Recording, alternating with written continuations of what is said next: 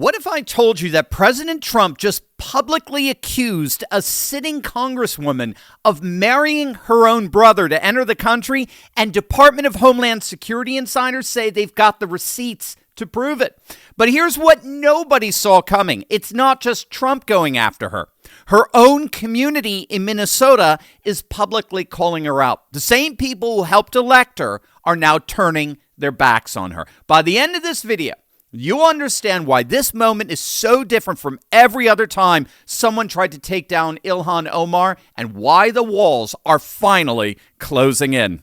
Hey gang, it's me, Dr. Steve, your Patriot Professor, here to help you make sense of the madness as the far left desperately tries to stop the unstoppable rise of a new conservative age that you're making happen all over the world. So if you want a front row seat on how you're changing the world in ways you never even imagined, you know what to do. Make sure to smack that bell and subscribe button. President Trump is going full animal on the ultra-repulsive Congresswoman Ilhan Omar and on third world migrants as a whole. During a press conference on Air Force One the other day, Trump said this. Frankly, don't need their people coming into our country telling us what to do. And you're talking about I'm talking about like Somalia, where you have a congressman goes around telling everybody about our Constitution, and yet she supposedly came into our country by marrying her brother.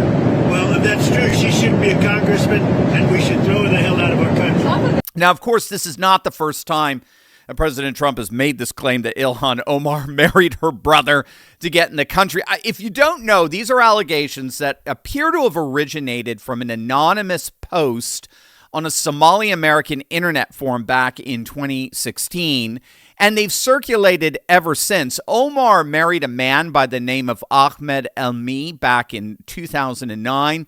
He's a British citizen who attended North Dakota State University, and he studied the fine arts, but very little is actually known about him. They ended up divorcing, and then when she had a child with her new husband, there were apparently Instagram posts from Elmi, her first husband, calling Ilhan Omar's newborn daughter his niece, implying that he was Omar's brother. And it was a weird marriage. It appeared to be a marriage of convenience and obviously didn't last long. But the problem is that thus far, there's no definitive proof that Elmi is Omar's brother. In other words, we do have a marriage certificate for sure. They were married, but there's no birth certificate. There's no immigration record. There's no definitive legal document that is thus far surfaced proving Elmi is Omar's brother. And of course, the legacy media isn't even the least bit curious on it. A few weeks back, Benny Johnson claimed he received information from high-level contacts at the Department of Homeland Security, indicating that they have clear evidence Elmi is Omar's brother, but he has yet to produce those docs. Regardless, it was a very strange marriage with a lot of unanswered questions, and that's precisely what President Trump is politically exploiting. And of course, he's doing that as part of his overall rationale for permanently suspending all immigration from third world countries and ordering green cards from what he calls 19 countries of concern, including Somalia, to all be re-examined.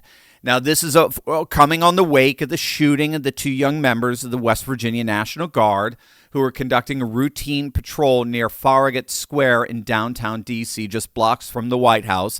The suspect in that shooting is an Afghan national who entered the United States back in September 2021 through Joe Biden's Operation Allies Welcome program, which was the disastrous resettlement effort following the equally catastrophic Afghanistan withdrawal back in August of that year.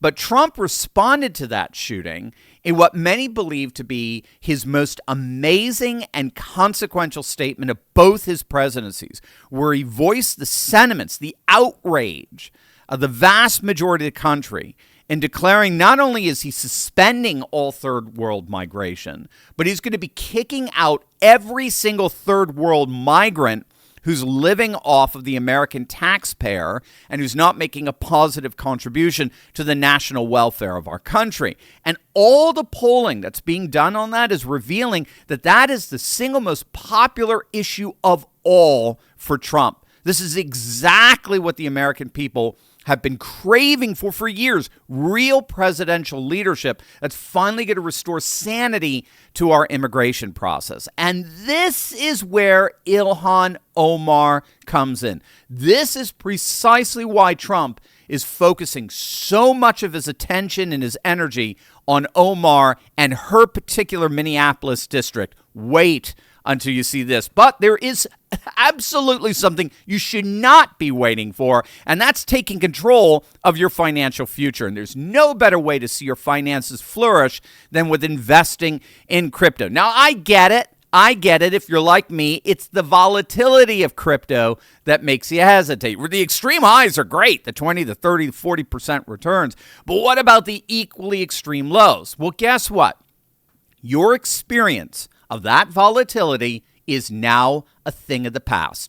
Meet Block Trust IRA. They have a super AI system that Bitcoin Magazine has named the #1 crypto technology platform in the world. That's among 1,500 global competitors. And what that super AI does is it works 24/7 to analyze global market data, and it predicts with uncanny accuracy the highs and the lows of crypto volatility. So Block Trust IRA then sells at the highs and then buys again at the lows, which mitigates the volatility, all the while you stand to make incredible gains. That's why I'm a proud client of Block Trust IRA. I have my own account with them. I love them, and I know you will too. So what are you waiting for? This is your chance to get in on one of the greatest wealth opportunities ever. Click on that link below or visit turleytalkscrypto.com and find out how they can help you join the Trump financial revolution that's finally giving forgotten Americans access to the greatest crypto wealth opportunity in history. And the best part, for a limited time, they're offering my viewers up to $2,500 in bonus crypto when you open up an account. This is absolutely amazing. Do not wait on this. Visit turleytalkscrypto.com. That's turleytalkscrypto.com. As it turns out, we're finding out that Ilhan Omar represents a Minneapolis district that just so happens to be the site of the biggest COVID-era fraud scandal ever. The FBI just charged its 78th defendant in the Feeding Our Future fraud case. Federal prosecutors say criminals exploited a COVID-era child nutrition program, claiming to feed thousands of kids per day, but it was all a fraud. The meals never existed.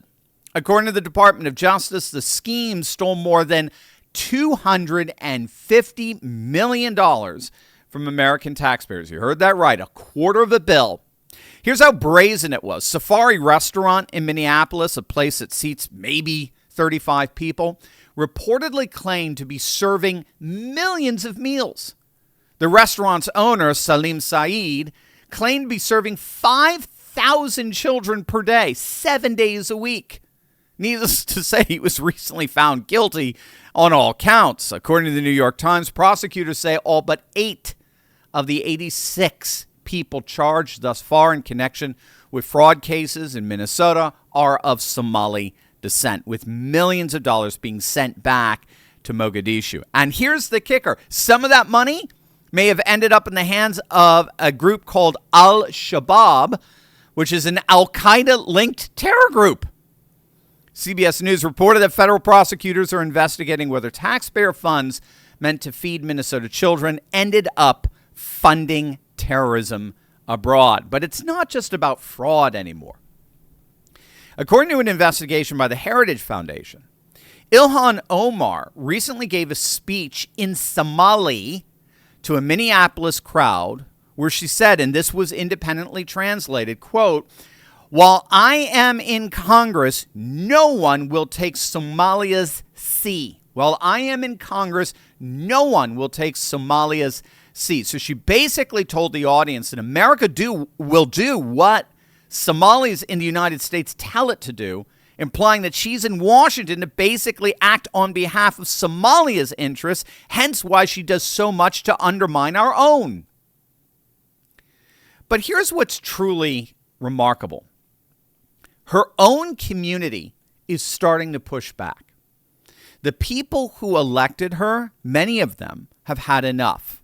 Now, many are arguing that the recent failed candidacy of Omar Fateh, he was the enthusiastically endorsed mayor or candidate for mayor in Minneapolis, this so-called Somali socialist. He was enthusiastically endorsed by Ilhan Omar. He, of course, ended up losing. And many are arguing that that shows a weakening of support for Omar because they were basically identical and she was pictured with him all over the place. That also includes the fact that the 2024 election results showed Omar underperforming other Democrats by about 32,000 votes. So there's clearly a weakening of support among her constituents. In fact, after Fateh's loss, social media exploded with posts saying Minneapolis voters were increasingly rejecting Omar's extreme left identity politics. But Trump isn't waiting around for Minneapolis voters to get their act together. He's announced he is ordering the re-examination of green cards from 19 countries of concern, including Somalia, and he's also moved to end TPS, temporary protected status, for Somalis in Minnesota. In the meantime, the indictments keep coming. More and more fraud gets exposed, and for the first time, a sitting president is saying the quiet part out loud and promising that finally there will be consequences for decades of failed immigration policies. President Trump and the supermajority of Americans are done playing, and Ilhan Omar is about to find that out the hard way. If you love seeing faith, family, and freedom winning again, you'll love Turley Clips. These are short, uplifting highlights from our show filled with stories of renewal, courage, and hope that prove a new conservative age is rising every single day. Subscribe to Turley Clips today and stay inspired, encouraged, and connected to a movement that's building a brighter future.